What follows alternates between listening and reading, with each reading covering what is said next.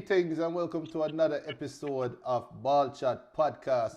The social distancing, the social isolation, the football distancing, the football isolation. I'm going crazy over here in my little blue wall. But this is Junior, one of the hosts of Ball Chat, and we have live on air right now. My brethren, my brother, Benton, my sister. Come on. And we also have a special guest. You see the name right down there, so Martin Davis online as well. So Benton, what's going on? Nothing much. Nothing much. How you doing, football family? Welcome to another episode of Ball Chat Podcast live on Facebook and YouTube. Come on, how is the scratching your face going? Because I noticed you're itching at the bit to scratch your face. Come on. It's not going well at all. It's not going well at all. I still, my face is like a child where you say not to do something and they want to do it. So come it's on. a struggle. Come on.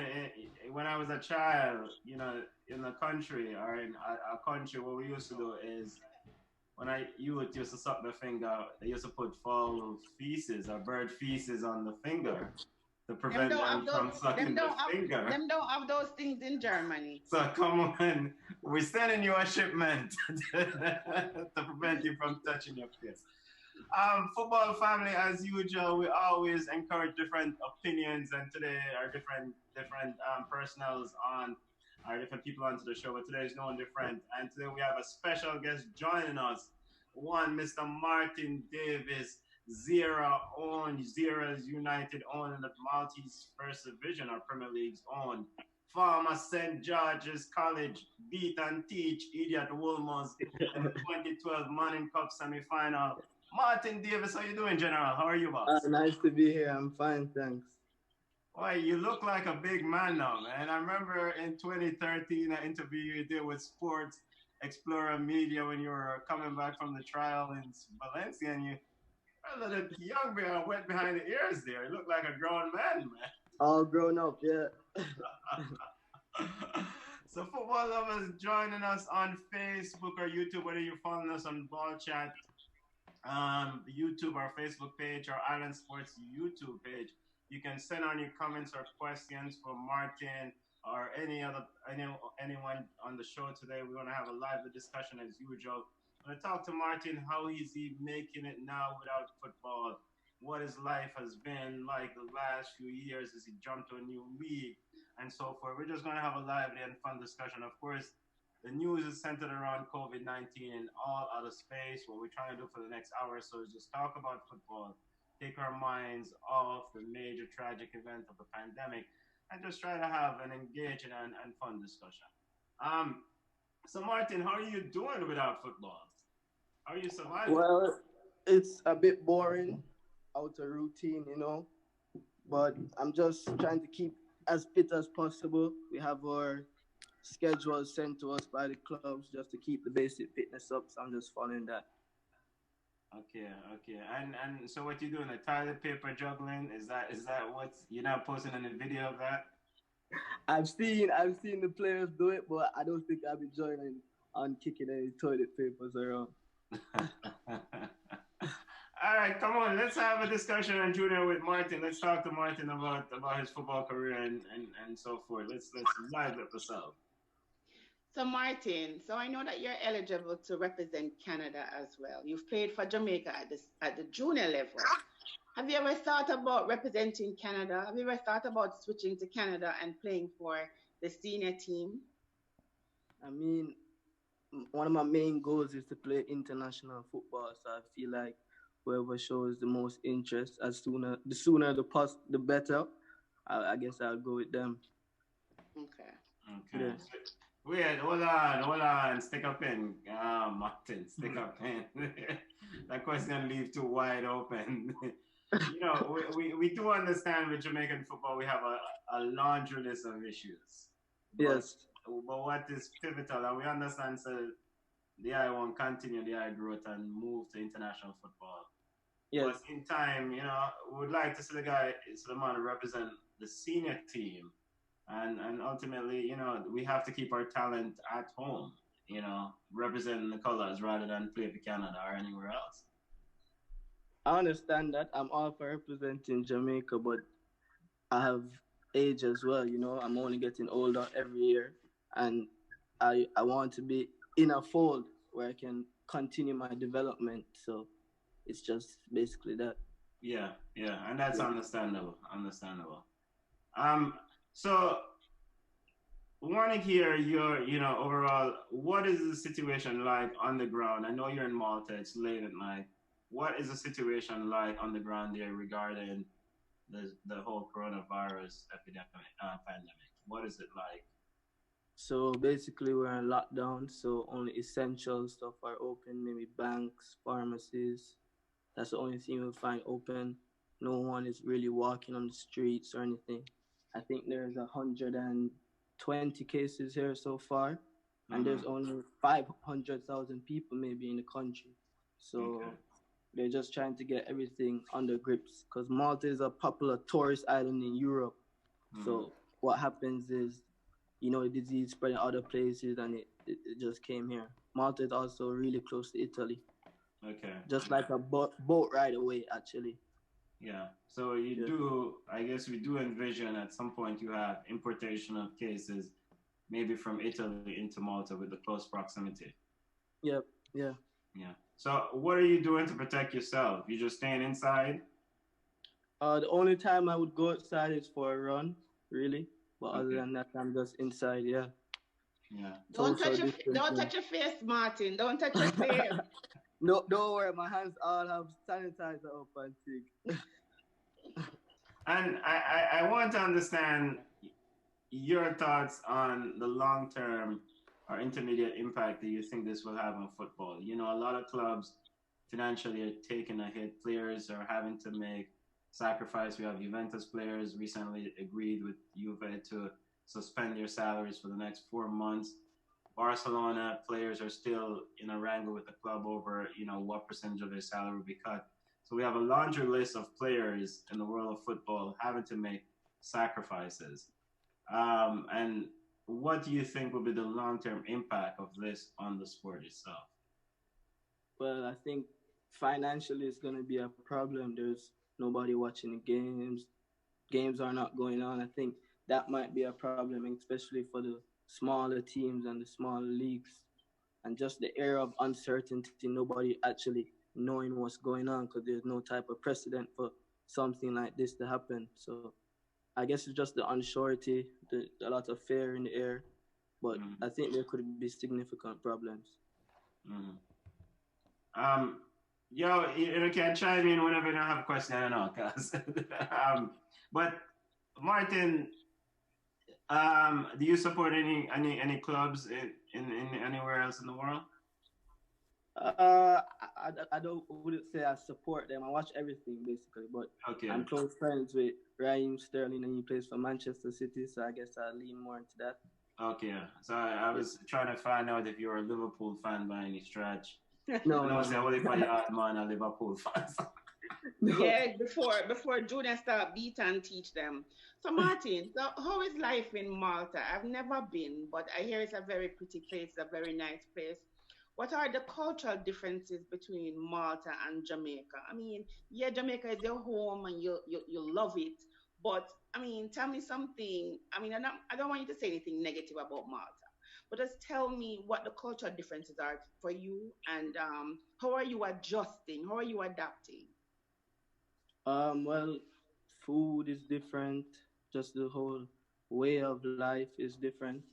It's Europe is always going to be different from Jamaica. There's nowhere else like Jamaica. But luckily, I've been living in Europe since I was maybe like 12, 13. So it's not much of a, a big transition for me anymore. Mhm. Okay. So Martin, I have a question though. Talking about your young history so far, because you're a young footballer, and I hear you mention age earlier, and it stick me in my heart when I hear a young guy like you talk about how you're getting older. That's the impression I got. But Yeah. talk about your history in Jamaica, where we talk about you went to St. George's College, and talk about your footballing history. What is it that you miss the most about, or what is it that you appreciate your most from your history playing in Jamaica? Um, just being tough. When you come from playing football in Jamaica, you get uh, a more sense of like you when you go to fields in Europe and they're better and stuff like that. You just you give thanks for growing up in Jamaica and them making you tough. You know. Yeah. Yeah. So I think that's what I really take from Jamaica. And as a Wolmerian, I'm curious to know if that Wolmer's game was your hardest game you ever played in your life. That was a very strong Woolman's team still. So yeah, it was definitely up there. Oh, come on, man. You don't have to do that. We're Ball Chat family is joining us on Facebook or YouTube. We're talking to Martin Davis Gzira United's own Martin Davis of the Maltese Premier League, former St. George's rep and former U17, Jamaica U17 and U20 player. Man, even say if Canada call him later on, he will weigh his options. Why not? I thought when Junior asked you about what you missed back home, I thought you were going to say how to shift and salad the player because I was watching one of your games and I saw where you actually salad this guy and went through and go. So I was like, that's something that Martin definitely learned from back home. So Martin, so now that we know that you're a father, right? How are Yes. you adjusting? Because I know you're from you were a baby, basically, like Similac still on your breath, right? So, so now that you're a father, it's kind of strange to me. You know, I was joking with your mommy was like, you know, it's kind of strange. Um, but how have you been adjusting? I know your baby just turned a year. She's a pretty young girl. She looks just like you. I don't know you carve her out like that. But I'm like, how has being a father changed you? I mean, change your perspective on life as a person and also as a professional football player. Well, I feel like my daughter has been my biggest motivation so far.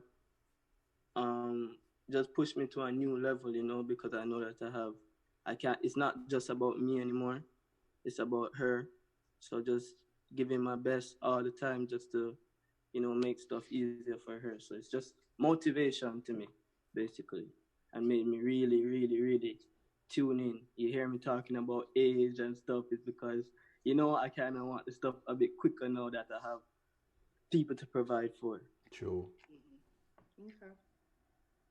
Yeah. So continue and football lovers watching or listening to us on Facebook or YouTube. If you have any questions or comments for Martin Davis, send them on. To that end, Martin, last week we had Deshaun Brown of Bengaluru FC on the show, and you know we asked him essentially as a parent, how much does that weigh into your decision about where to play football? And want to have you answer that similar question.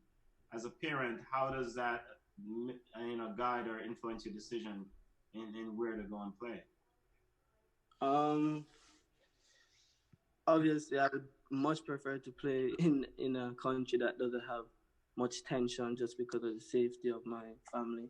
Mm-hmm. But also, I'm looking forward to her coming up to live anywhere where I'm playing, just for her culture. You know, I feel like when children travel at young ages and exposed to different cultures, it actually makes them a better person, except because they're not just looking out of one window or with one mind frame. They're more diverse, you know. So the sooner she's with me, because the plan is to get my family up here with me for next season. Mm-hmm. So the sooner they're with me, the better, in my opinion. Yeah, and you signed a 5-year contract last year with Gzira United, right? Yes. So how has that contract been going? It's been going good. The first part of my season wasn't so good, you know, just getting acclimatized to the team and everybody getting used to me. That's always the most difficult part, going into a new team, you know. Mm-hmm. But after the winter break, I came back and I was doing really, really well. I think playing some of my best football. So yeah, it's going good. Can't complain. So, you went from the tutelage of one, the excellent himself, Neville Bertisbell. Yes. In the coaching circles of Jamaican football. So now you have Zamet, which was the coach of your team there, and I know it's different levels, right? But what sort of things that Neville Burtis Bell has, implanted in you, that you've taken with you over the years as you move from Levante, Toronto, Harborview. What is something that he is instilling you, that you carries with you, or you can just tell me say as an idiot coach. No, no, no. Coach Bell is a really good coach because he knows how to get the best out of his players. Most of our training sessions were just games, really. Yeah. If we wanted to make anything to do with tactics or anything, we would use it in a game scenario. Yeah. And the most important thing that he used to tell us to do is just express ourselves and have fun. Try and be a free spirit. Do it in the right way, but make your personality come out. So I feel that is a part of him that will always be with me. Yeah. Yeah. Yeah. And also to follow up on Burtis Bell and the St. George's team. So you won with that 20. We're talking with Martin Davis of Gzira United, in the Maltese Premier League, formerly of St. George's College, Toronto FC Academy. Went on trial with Valencia, and also had trials with Levante, if I'm correct, right, Martin? Yes, correct. So to that end, Martin, you that 2012 Georges team, because we have a lot of followers who are big into high school football, Manning Cup especially, and you guys beat and teach idiot Wolmer's in the semi. Go easy, go easy. But but the final was against Heidel. It was a foregone conclusion. But the question that I want to ask you is this: there's a lot of discussion about Carlos Bembo at the time and other players on the team. Were you just like a quiet player? You didn't see the limelight as much?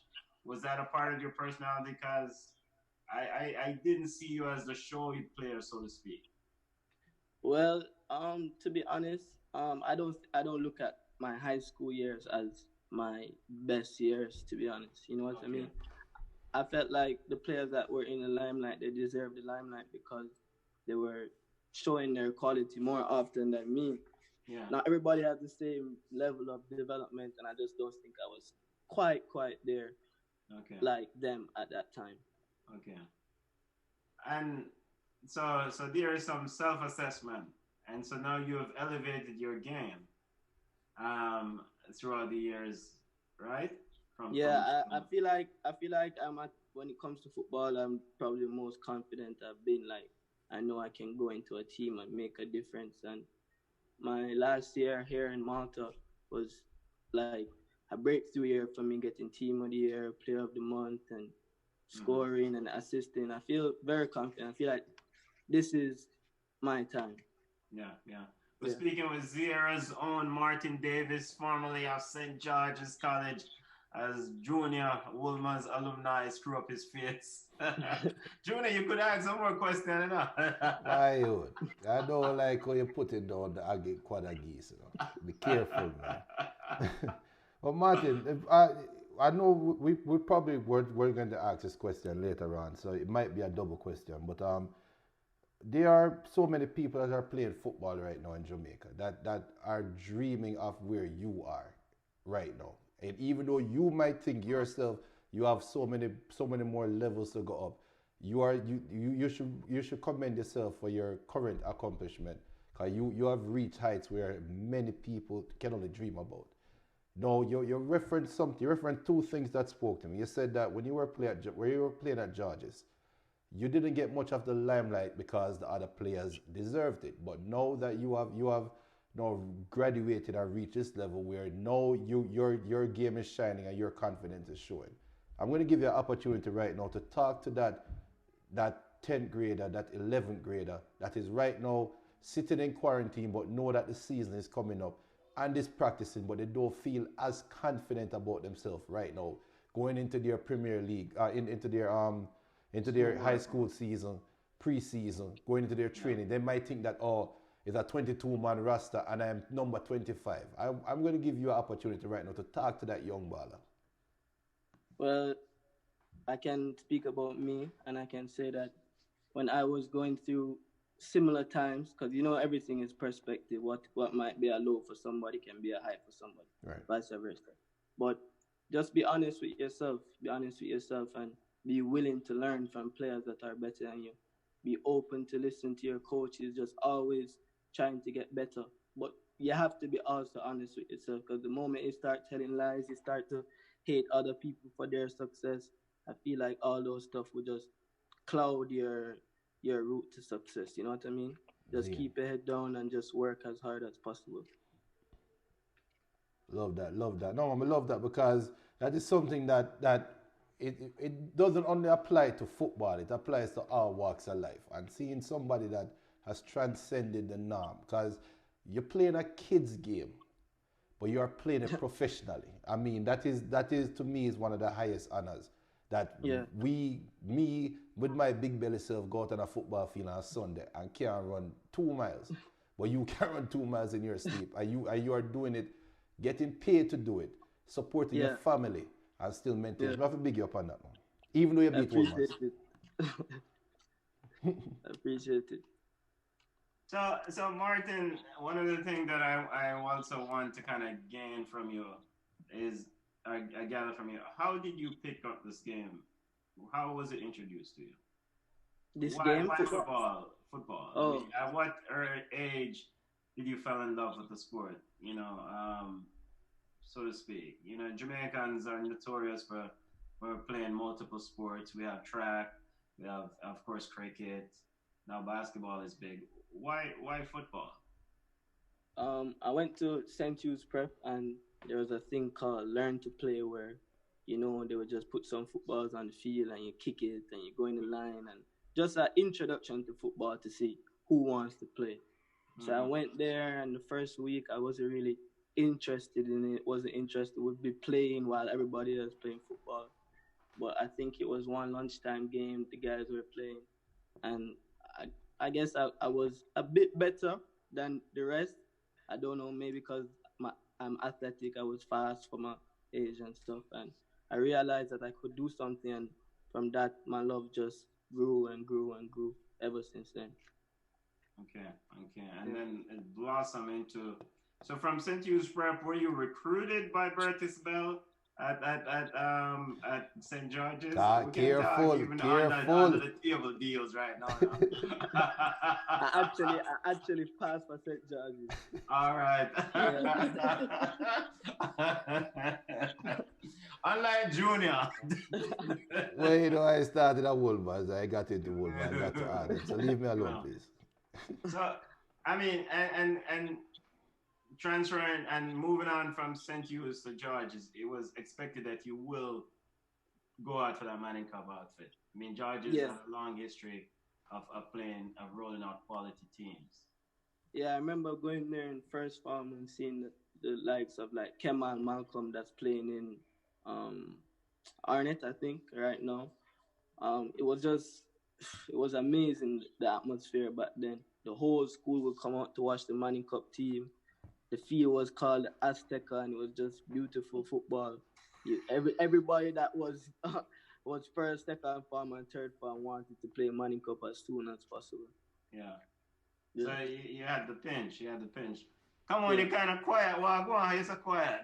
You No, have all the questions. no, I'm listening. I'm listening to Martin give us good, eloquent answers to the questions we're asking. So, Martin, my question to you is this. I have a couple questions actually. So, who is your biggest motivator? Who is your biggest cheerleader? My biggest cheerleader, Mm-hmm. I would think my girlfriend is probably my biggest cheerleader. Mm-hmm. The mother of my child, always motivating me and keeping me going. So yeah, I would say her. Okay. This And man know how to give. what's that one thing that you do after because you have games, you have good games, not so good games, and you have bad games. What is that one thing that you do to kind of pull you out of the funk when you have a bad game?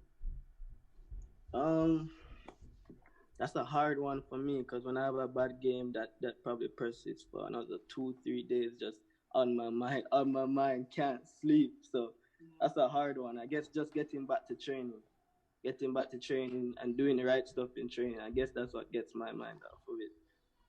I know for my son, when he has a bad game, he calls me and we dissect the game. And Yeah, I'm usually a harsh critic because I'll tell him that he should have let the ball go, pass the balls, try shoot whatever.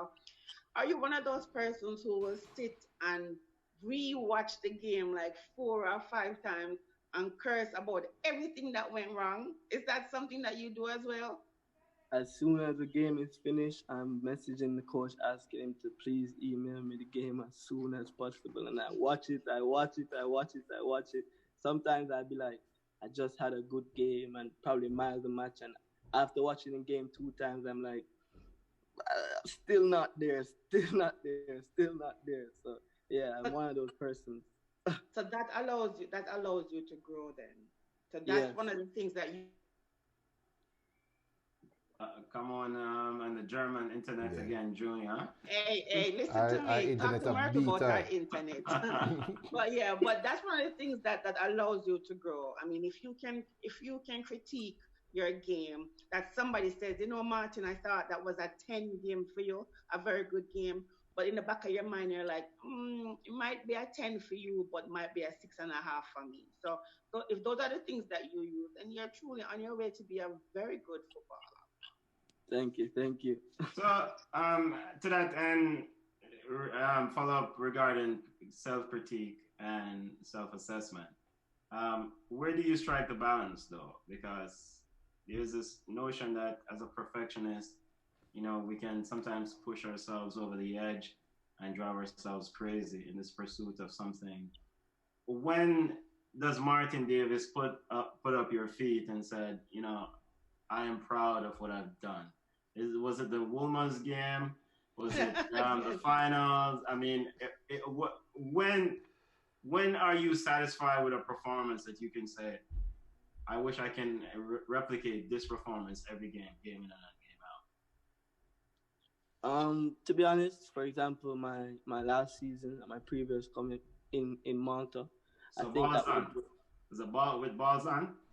no, St. Andrew, Luxor. St. Andrews, okay. Yeah, my last season with them, I would say that that's the mark. Maybe a bit over in probably goals, but that's the mark and the level that I should be playing at to Okay. keep a consistent level. That's the first time I really looked at myself and said I was really, really proud of myself. Okay. Football lovers, we're talking with Gzira United, Martin Davis, Maltese Premier League football. He's on, what is it, self-isolation, social distancing. What are you guys doing? Isolation, yeah. Isolation. When you were at Valencia, you went to Valencia as a striker. Yeah. And when you went there, they moved you to attacking midfield, correct? Yes. So now are you officially an attacking midfielder? Do you want to get back closer to the goal? No, I feel like my preferred position right now is probably right wing, Okay. or left wing. But yeah, Okay. I think the wing is where I feel most comfortable. Okay. And it's because you like to cut in.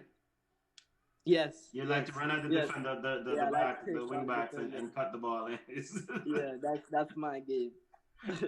You have to know what you can bring to the table. Yeah, I understand. You have to find your space on the field. Yes. What you spoke of Raheem Sterling earlier, someone I think you alluded to, someone that you like in the game. Are there any players older than a Raheem Sterling, previous generation that you really admire and try to emulate and so-called really look towards? Like, yo, these man are baller. Them my real general.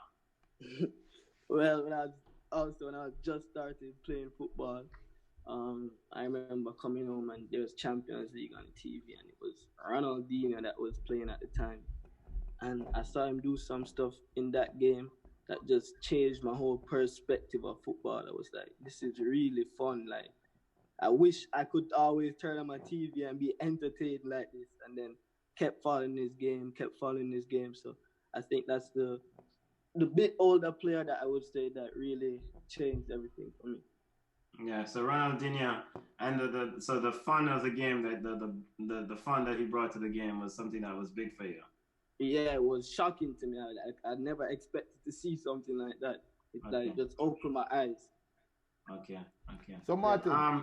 Martin, tell the truth though, because we're 30 minutes in the interview, and I love your professionalism. But be honest with me, man. Have you ever stepped on a football field and look at you playing right wing and you see a guy that's supposed to be playing left back? Or you see the central defenders look at him and like, yo, I cannot wait to run at this brother. Be honest. That's how I feel every single game. To be honest, that's how I feel every single game. That I just can't wait to go out there. I can't wait to go out there. First 2 minutes, I probably look around and see what's going on in the field, and yeah, that's my intention every game.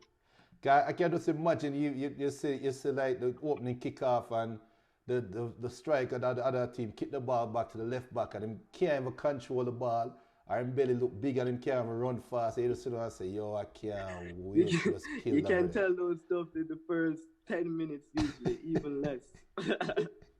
At that time, if you're 100% sure, you make sure to tell the players around you to get to the ball every single time because you know it's going to be your game. Yeah. Yeah. So how about the games where I noticed in your game you have a tendency you like to cut in on that left foot, try to get at the defender, cut in on your left, and then try to get a shot in or laid off for somebody else in the middle. What if the defender now tries to push you away from that strong spot? How do you make adjustment or try to prevent you from cutting in? Um, then I go down the line. I'm pretty fast. There's not many players in this league that are Okay. as fast as me or can accelerate as quick as me. So if you block the inside, I'm going down. I'm going down the line and trying to put in a cross, cut it back. Okay. Okay. Yeah. Right. So you're always making in-game adjustment as the defense gives you different looks, so to speak. Always you try one thing, you try the next thing, and once the one thing works, you keep doing that, keep doing that, keep doing that until they stop you and you have to change again. Okay. Okay. Right. You're 23 years old, Martin. You have a long career ahead of you. Um, what would be the highest point for you in this career? I mean, you're in the early years of your career.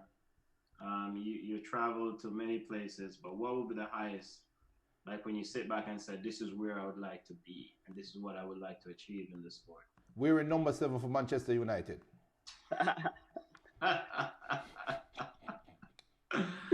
Well, Idiot side. Don't worry about idiot side. to be honest, I would just like to be playing on a team that's playing in Champions League. When it comes to my club and for country competing in competitions, whether that's in the CONCACAF, the Gold Cup, stuff like that. Yeah, I take pride in that. That's where I want to see myself. So those are your goals that you're set. Champions Yes. League and international caps for your country. Yes. So So Benton, those U17 and U20 teams in Jamaica, right? So you played on those setup, those teams. Did you?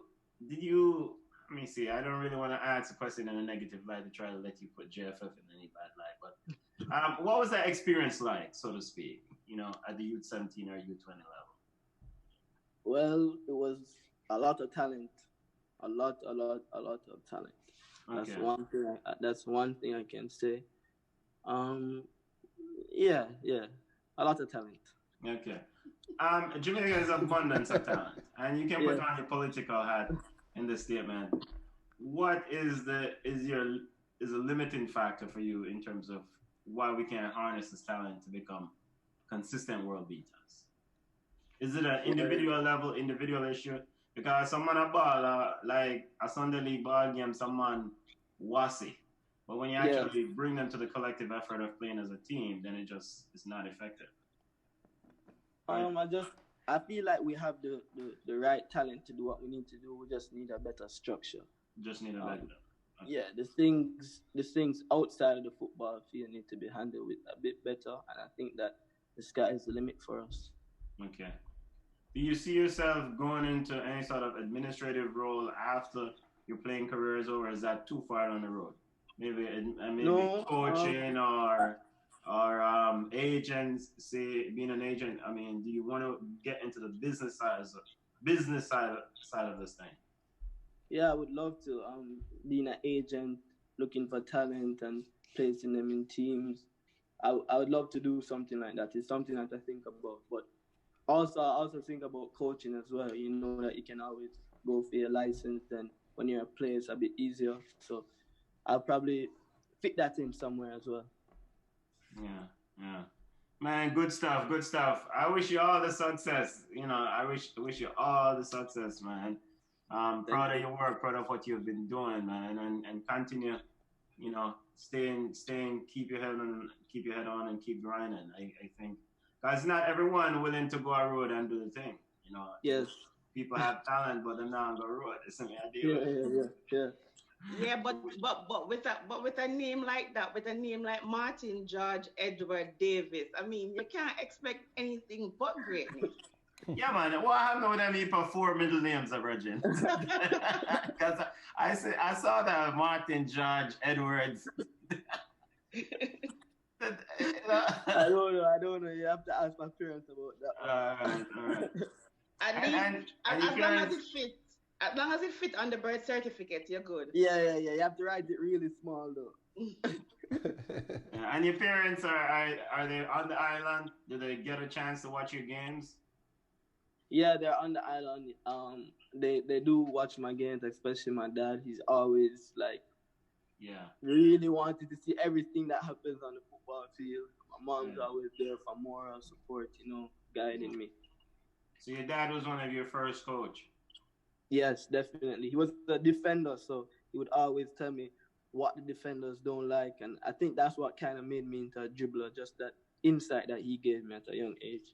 Okay, so he was better than Bertis Bell then. My dad is the best footballer in the world. Hey, let me tell you something. Big up Martin, because I noticed something. Martin is you're very cerebral, because number one, you big up your girlfriend early, so you can have a good night's sleep. I know you big up your daddy. So now, and you put your daddy over Bertis Bill, so your daddy has say, my son that. So big up Martin, I really rate that. Thank you. Come on, I'm proud of your work, Martin. I'm proud of what you're doing, and continue to play your game, man. Continue. Really appreciate it. Continue to do your work. Really wishing you all the success. Football has impacted your life immensely, I take it. Yeah, it has brought me to places that I don't think I would have gone otherwise from football, Yeah. Just giving me new outlook on life, and when you travel a lot, you experience different cultures. I feel like it makes you into a better person. Yeah, absolutely. Do you speak Spanish though? Yes, I do. All right. See, man's getting well-rounded. All right. Proud of the eye, Martin. I'm proud of the eye. I mean, even though you beat Wolves. Yo, go easy, man. Go easy. Cause Martin, let me tell you something. The beauty about our show is, even in the off season, even during the pandemic, we all find some way to bring everybody together. Cause sports, just like music, is a unifying factor, right? So yes, probably 90% of the world right now is coming together with bad-minding Liverpool.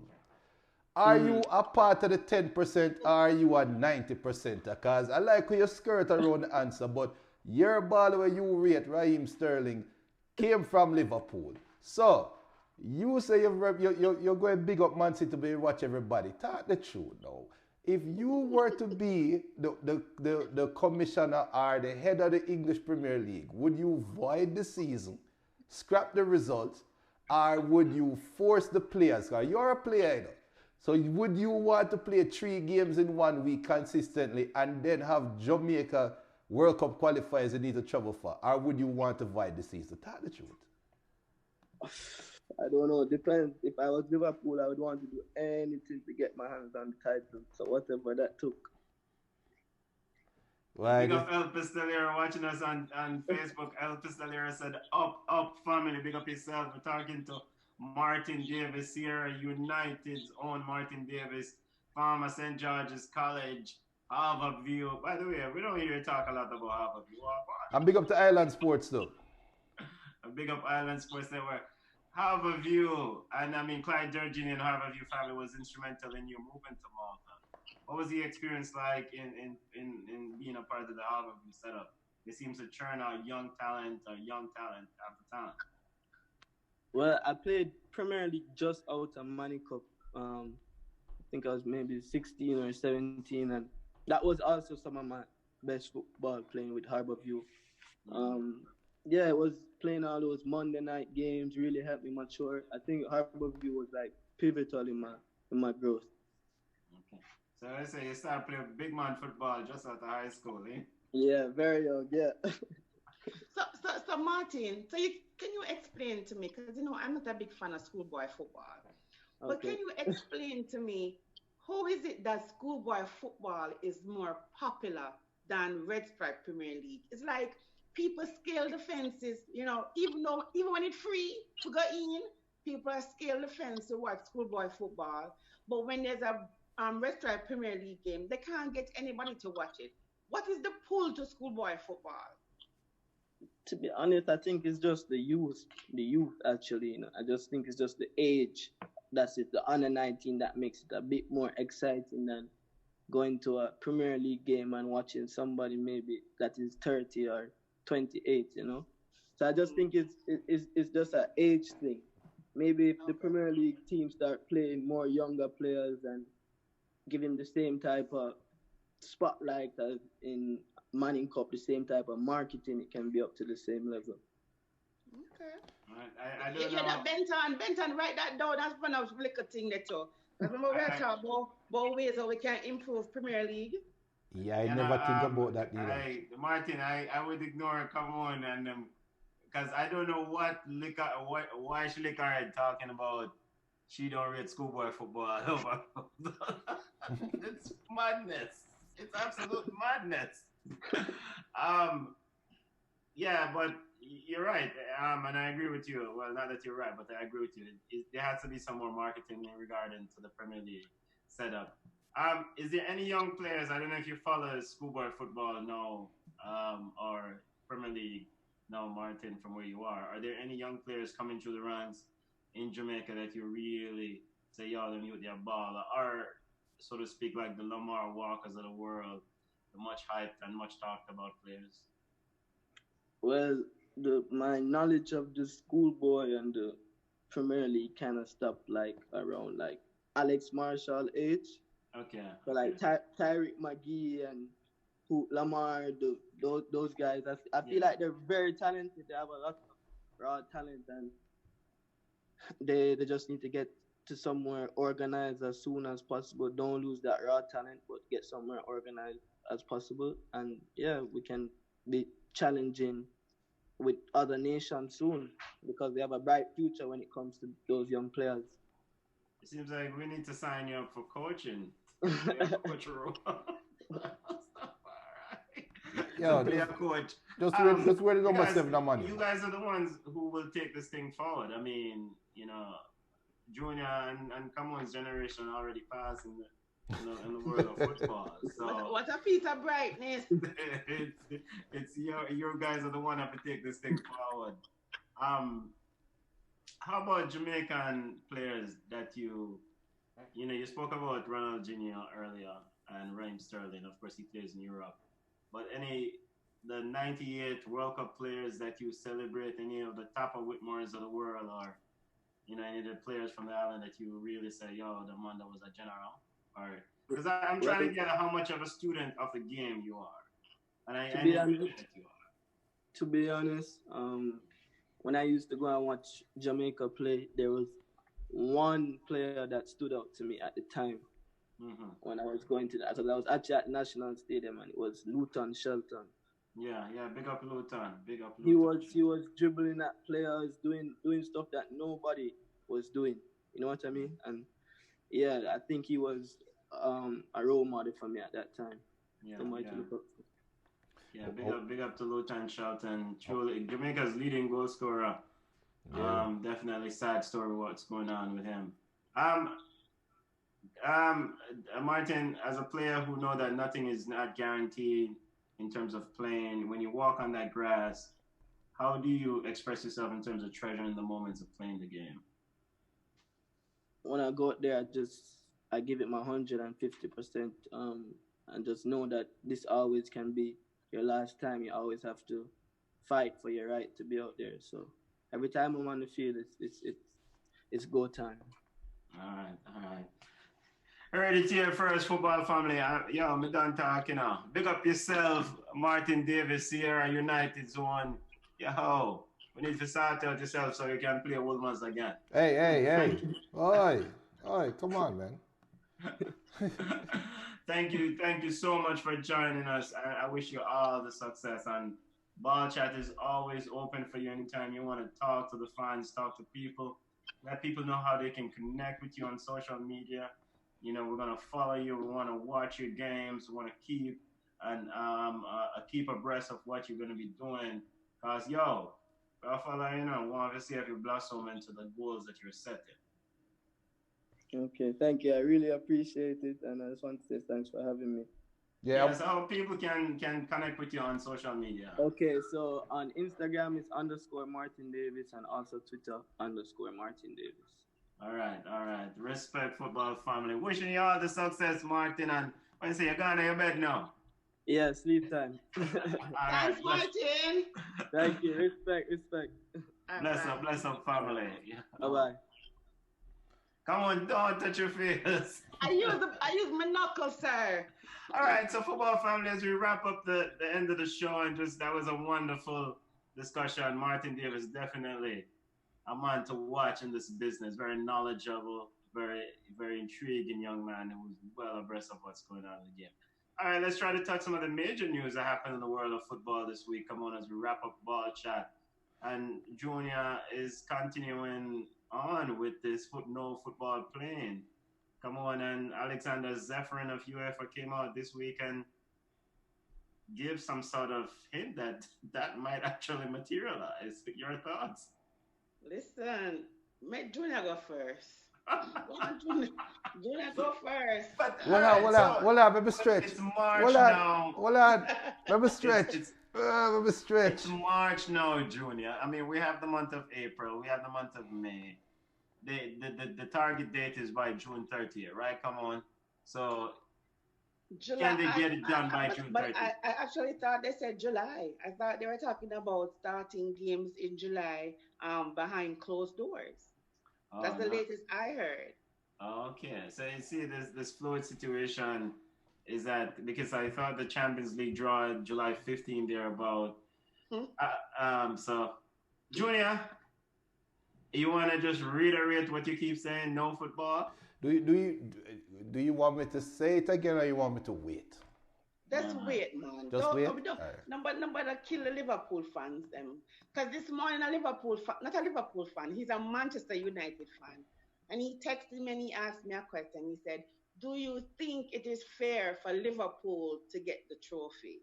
And I'm like, I do think it is fair for Liverpool, but then he was trying to go into the logistics, which I kind of understand. You know, there's a team called the Bulls. They play in Division 1 of the Combined Counties Football League, which is 10th tier of the English Football League. So, you know, everybody below 3rd tier football finished for them. Them cancel the season. And some of the teams are actually going into bankruptcy because they don't have the money to pay the players and the non-players. So this team have a plus 92 goal differential. Only 8 goals have been scored on them. I think they were ahead of the next person, second place, by 20 something points. And they even put out posts saying that, you know, we're going up. And guess what? They voided the season for them and they're not getting promoted. So, yeah, so no, it's also, no, I am thinking that's what's going to happen for all the leagues. Nobody's going to get relegated. Nobody's going to get promoted. And it sucks at Liverpool because they've had an outstanding year and they thought that this year was going to be their year. And I think them believes that if it don't work out for them, then Junior over them. That's going to be the understanding. El Pistolero says Gundogan from City said he wouldn't mind Liverpool gets the title. No, So Must no, I no, talk? Must I no, talk a time more? no, Not no. like that. Lie, Mattel. Yeah, Lie. no, nobody would mind that. No, nobody wouldn't mind. Liverpool deserve. They would have won the championship, right? That's hands down done. Fine. yes, Not necessarily, Junior. well, Come it's on, mathematically come not on, done, come on, right? come It's on. They would have won. They would yeah, have won. yeah. So, No, but so to that end, would you, if you like to follow up with the Commons question, would you be, or your Commons friends question, would it be right to just give them a trophy? you're mad. Get, get them which trophy? I mean, come on, what Liverpool has done last months or so. I mean, come on. All right, let me tell you something now. I'm a Manchester United fan, all right? Liverpool aside, yes, Liverpool is the best team in England. Yes, Liverpool will, should, and would have won the Premier League title this year. That's hands down. But as a Manchester United fan, if you were to ask me February 1st, Junior, do you think Manchester United playing in Champions League next year? I would say hell no. Why? Because we had all of these injuries. Pogba don't want to play from a side. And we are an injured team, even though the teams from 3 down to 6, nobody want to get top 4. As currently configured, we had no chance of making Champions League, correct? No.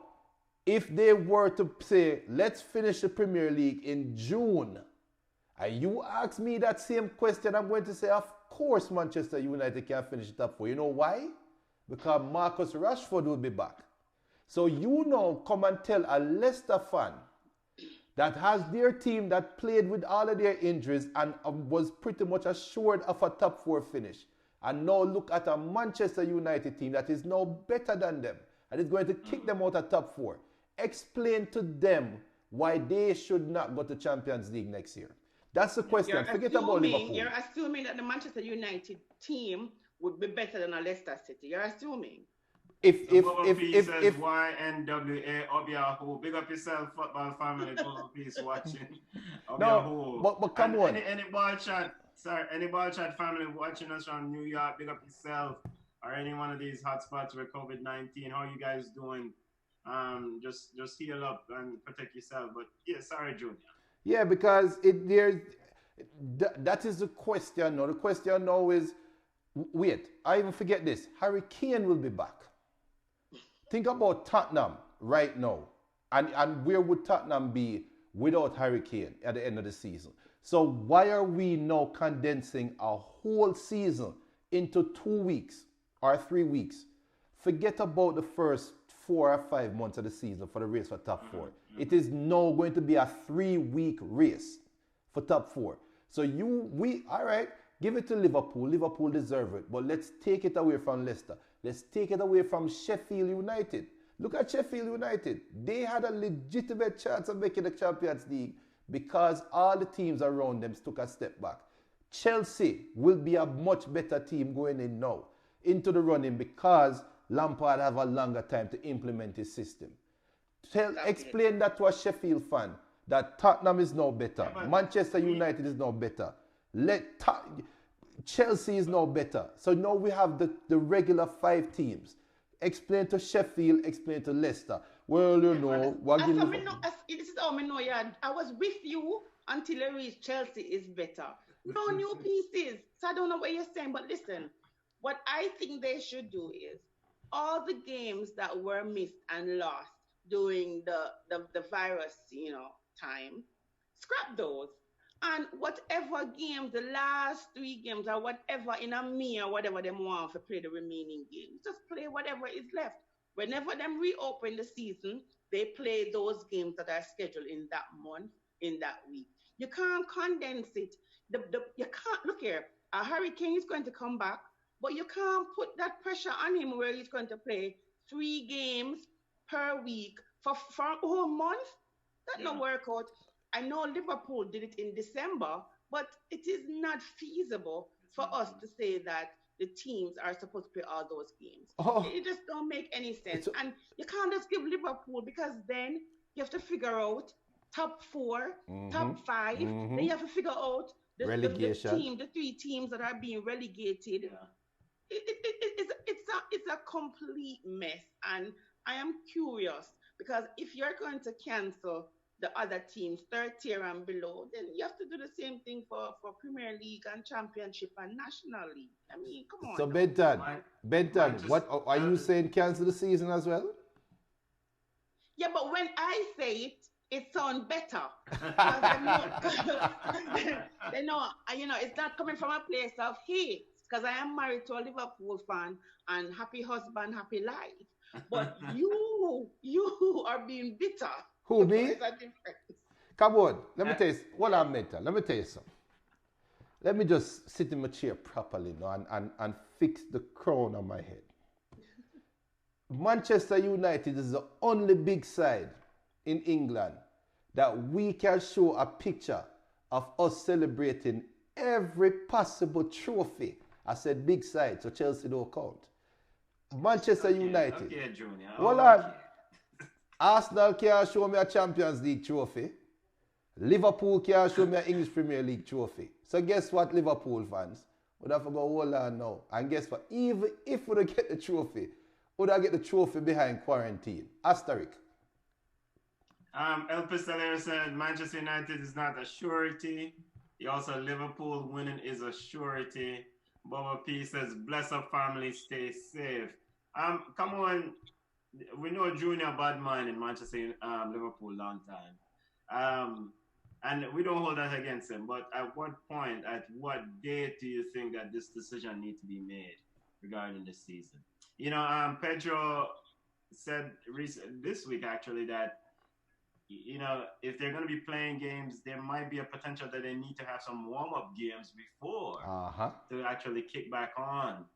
So maybe 3 or 4 warm-up games. So how do you squeeze that into the schedule if necessary? I think a decision should be made by April 30th because the league is supposed to end in May, right? Yeah. Yes. And then if you say April 30th, you guys decide what you want to do. Yeah, the warm-up games, because remember, even though you see the players juggling toilet paper, doing sit-ups and whatever, it's not the same as training with your team and actually getting games. Because we know training is different from match day fit, right? Mm-hmm. And you run the risk of injuries when you do that, when you rush back from being inactive. So you're going to need at least 2 or 3 weeks to get your body conditioned again, where you're match day ready. And if you're going to squeeze all those games in, you're going to have a whole bunch of injuries. And then the off season is going to be so short that it's just it's a complete thing.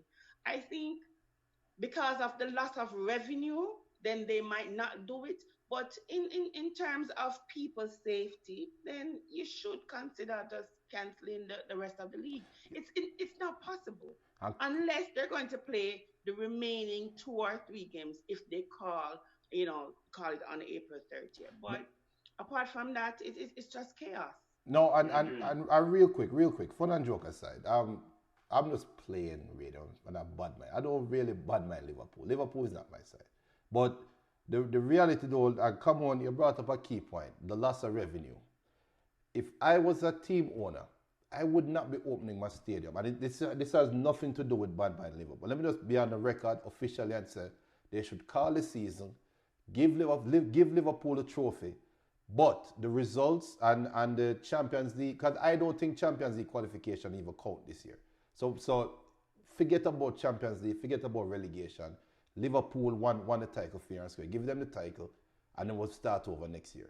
But if I was a team owner, there is no way, if I was a Glazers, there is no way I'm opening Old Trafford this year and expecting that I'm going to get 80,000 fans in there. That's not happening. So I am not going to be running water, running light, paying concessions for a half game, for a half supported game, not even half. For a quarter supported game, it just doesn't make any fiscal sense. But that's not even it, because the article I saw says the FA and Premier League, they're planning to complete the season behind closed doors with a July restart. Okay. So behind closed doors, you're not making any money unless you're talking about the TV rights. Yeah. You're So not the getting TV. ticket sales. So that's just another thing. So, but a July restart, and if you cramp all those games in July, then when is off season? Yeah. They When will will have the a very. seasons? When yeah, when will the new season start? Yeah. When it's World Cup Um. qualifiers, because World Cup qualifiers are played. So good luck trying to get these big name players and tell them, so, oh, you guys going to play a condensed schedule. Good luck. We know how Mino Riola is a hole. Good Mhm. luck getting his players to risk serious injuries just to Mhm. complete a season that it doesn't worth anything right now. Good luck. So the FA Yeah. can come out and say, yeah, we want to do it. Yeah, but guess what? You haven't dealt with the players association. I don't even know anything about players association. You haven't dealt with the agents yet. You haven't dealt with a baller who say, look, I'm used to playing one game on average every 5 days. You're not gonna make me play 2.5 games. Yeah. So FIRPro, which represent players, professional players union, is not a big fan of opening it up unless the players are going to guarantee their safety. FIFPro have been very vocal about some of this. But But you can't guarantee safety because remember, if you yeah, look at the makeup of the fans, most of them are old people. yeah. Manchester United have a big old, elder following. So I mean, like, if those are the most vulnerable people, are they going to risk? I mean, So Benton, I just don't see where it's going to be feasible. so the important thing though is that you mentioned earlier that TV revenue money, and that streaming content, right? Because what has been tossed about there is also playing them behind closed doors. You still collect that streaming money. Can football clubs afford to lose that revenue this season? What up, Benton? Let's not Yeah, before we get to that question, yeah, we would have to, because I can just go off of here. So I've not seen the contracts, but knowing how these contracts work yeah, on a high ignorant level, yeah, the Premier League has to say there's a chance that the league would restart for their yeah, contracts. Because if they ever come out and say 2 months before, oh no, season done, season cancelled, NBC, SN, Sky Sports, even the Sun will be yeah. coming to collect money off of that contract that they signed. So Okay, they don't want to breach their contract. yeah, I think a lot of people are missing this point right yeah. here. The That TV revenue money and TV contracts are a huge part of the decision making. yeah, But as Kamon mentioned earlier, clubs are struggling financially, right? Come on. They Um, are, and they're so and they're asking yeah, players to even take pay cuts because they yeah, are. And so no, we talk about this. I think the last show where we were saying how does this affect transfer market valuing going forward? Because all this money, yeah, like Alex Song, my face. Alex Song, he walked off. He was actually sacked from his yes, club in Switzerland yeah, because they're talking about the highest earners would have to take a pay cut of up to 80%. And he wasn't having it. But you have some other clubs out there where players are giving up 25%, 30% of their salary to help the clubs. So now you're wondering, come the transfer window, them said Jaden Sancho wants to go to England, wants to go to Manchester United or go to Arsenal, and they're asking for 150 million pounds for him. I mean, will that even be on the cards? nope. Where yeah, will the clubs get the money? So it's a whole chain reaction. And yes, they're going to try and recoup the money, but I don't think the coaches are stupid enough to say, let me go out there and play all my best players, get them injured. So when the season restarts, all my best players are going to be over there, as like Arsenal, where everybody used to be injured and was always a hospital club. So I can see, the players being all injured. So it's unfair to Liverpool, but you have to think about it being fair to the other teams as well. And I'm like, if you're yeah, going to give them the trophy, are you going to give the last team who is way down the bottom? Are you going to relegate that team? It's really confusing. Norwich is holding out for for cancellation to stay up.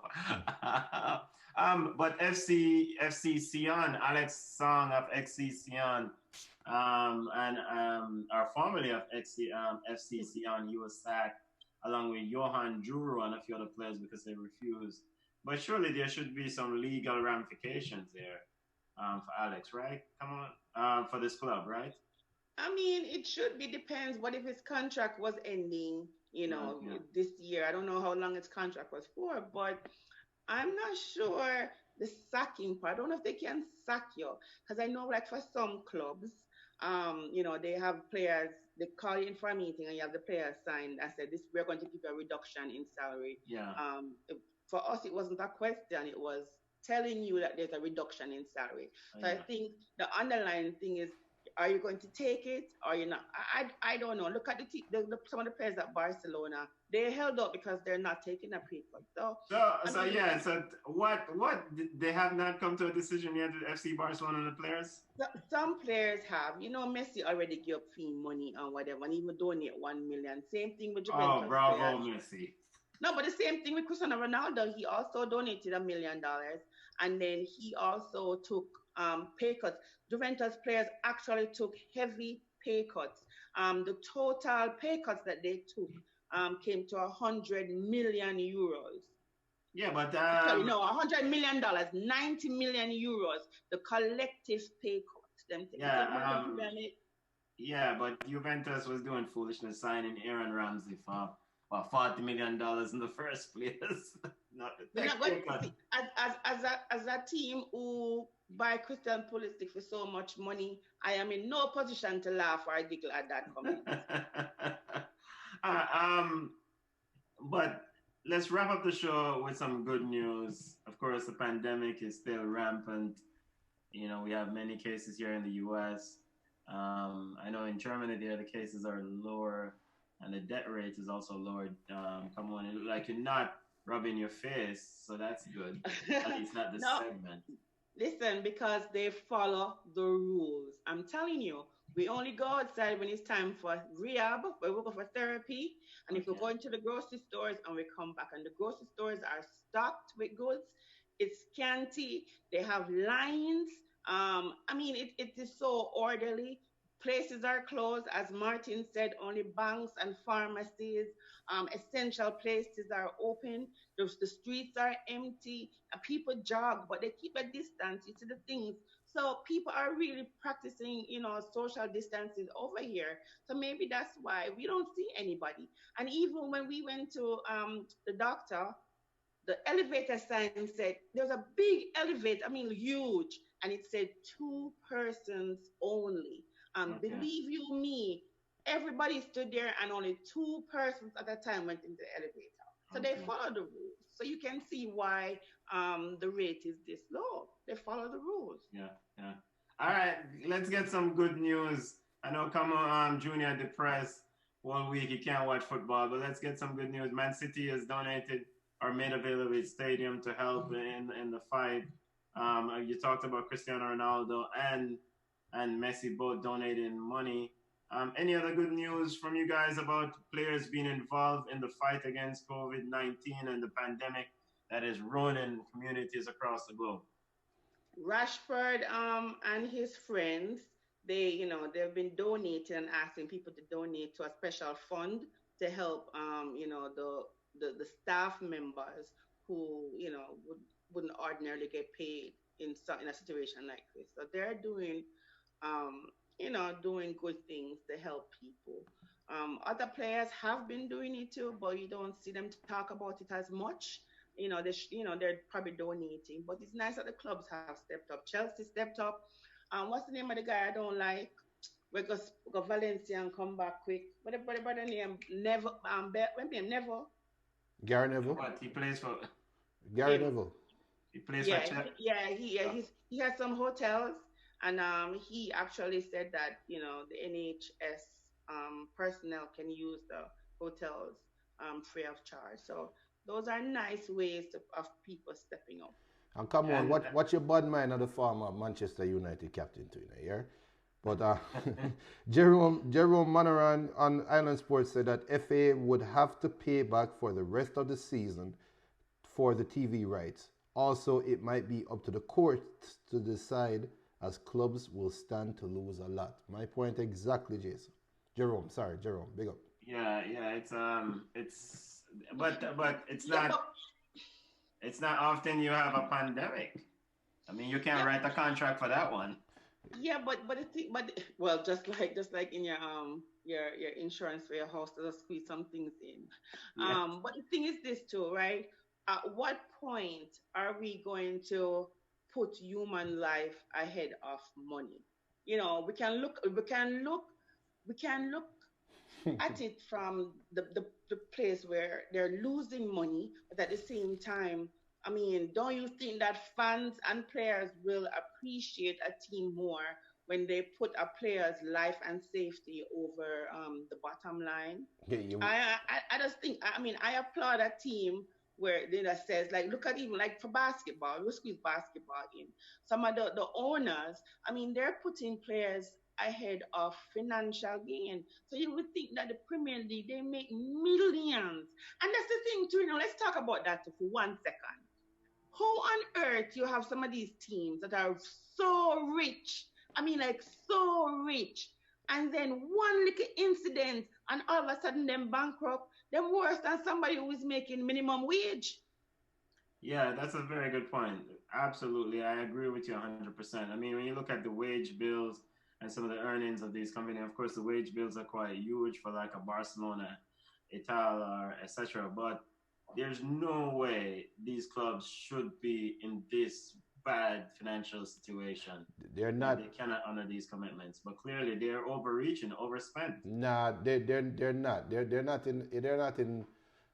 They're not going back. Well, sorry, not all Not of them. not bankrupt, not bankrupt, Not back, but not a lot of the for the bigger clubs.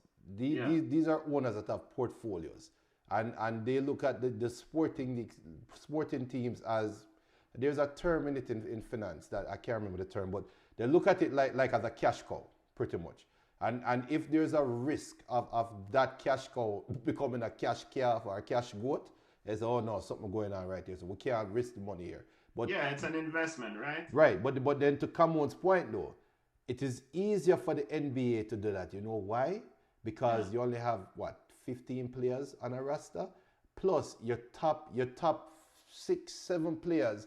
They are all their own brands. They're all their own. So 50% of your roster can sink your team. While in the Premier League, not even 1% of your roster is a brand. So it's a different structure, it's just completely different. And I think the whole structure is going to change when it's all said and done. I'm going to love it. El Pistolera said most of the club's riches are in assets. That's why, unless they liquidate their assets, Yeah. to be able to free up some cash. But um, yeah, but I still don't understand. I still don't understand why these little idiot clubs are overreaching on these contracts. Come on, your Virgin Diego Simeone decided to take a pay cut, according to the Sun. I didn't even know Diego Simeone was making allegedly 36 million pounds a year with Atletico The Madrid. he's the highest paid coach. Yeah, He's your highest, thoughts on the highest, he's the highest paid coach in football. And I mean, like, listen, that works out to what, 3 million yeah, a three month. point something millions a month. Yeah, Sir, he can afford to take a pay cut. yeah, Even with the taxes, even if him have 10 baby mother and 6 girlfriend out there and 2 wives, he can afford to get a pay cut, take a pay cut. yeah. And I mean, so he did give up some of his money without fuss. I mean, he probably knows that he's robbing the club blind. Well, I'm not even gonna go that far. The club robbing itself. As we wrap up our show, but quickly on Jamaican football, JFF, nothing new in terms of the Premier League. They've been having, I mean, of course, we have cases out there. JF President Michael Ricketts says, quote, live trumps football. And It's one of the first time we agree with Michael. At least I agree with Michael Rickett's statement. But Yeah, but right to say you. you know, but you know, he did speak in this interview about things that they have planned and they were had in the works, and all of that stuff is upended by COVID-19 and the pandemic. And you believe him?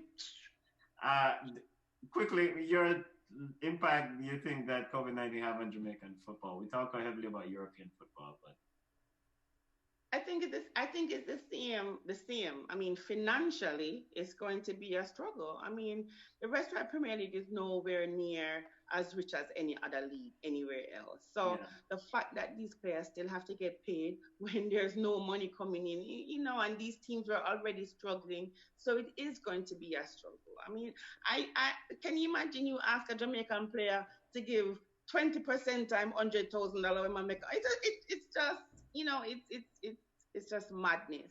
So I do see that every club is still going to have the same problems. I hope they get some money from the government or the JFL steps in to help them, so some of these teams don't get bankrupt.